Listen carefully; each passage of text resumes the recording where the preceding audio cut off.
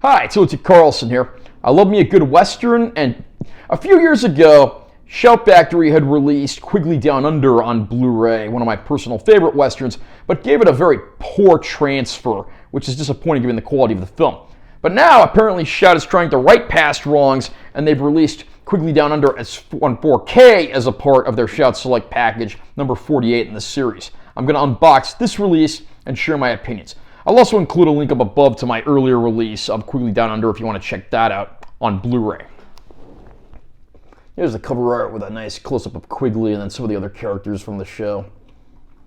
There's the spine text. Again, this is number 48 in the Shout Select line. I believe that's the same number they used for the earlier release of the film. And there's the back cover. Inside the package, we get the film on 4K Ultra High Def, and then we do get the film on Blu-ray, which also includes some archival bonus features. The Blu-ray and the 4K disc are both sourced from a new 4K scan of the original film elements. The West was never this far west. Tom Selleck, Laura San Giacomo, and Alan Rickman star in Quigley Down Under, a stylish take on the venerable Western genre from the director of Lonesome Dove. Arriving in Australia with nothing more than a saddle and his prized 6-foot Sharps rifle, American sharpshooter Matthew Quigley thinks he's been hired to kill off wild dogs. But when he realizes that his mission is murder to eradicate the Aborigines from the property of a wealthy cattle baron, Quigley refuses and quickly turns from hunter to hunted. Forced to wage a savage war against his former employer, Quigley proves that no one gets the best of a steely-eyed gunfighter. No one, that is, except the mysterious beauty who rides by his side and captures his heart. Quigley Down Under is certainly a little different from your average Western because of its Australian setting.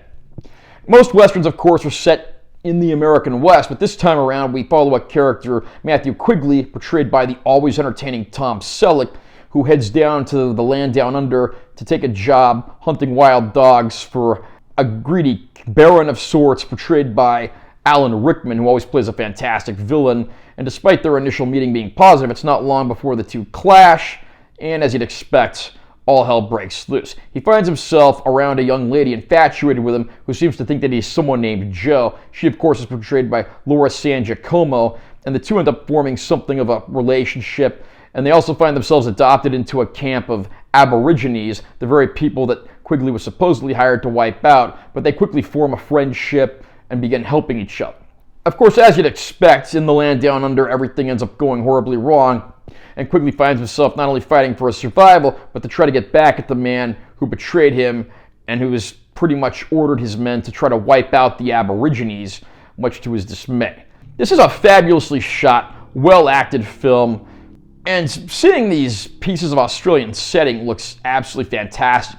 The movie was even scored by Basil Polidoris, who had also scored Lonesome Dove, which Simon Windsor also directed. Polidoris also scored a lot of the films for Paul Verhoeven, including things like RoboCop and Starship Troopers. Definitely one of the greatest score composers out there, and someone I don't think gets talked about enough. There's great performances here, beautiful cinematography and scenery, plenty of action, but the movie also finds time for lightheartedness and humor, and that really helps balance things out.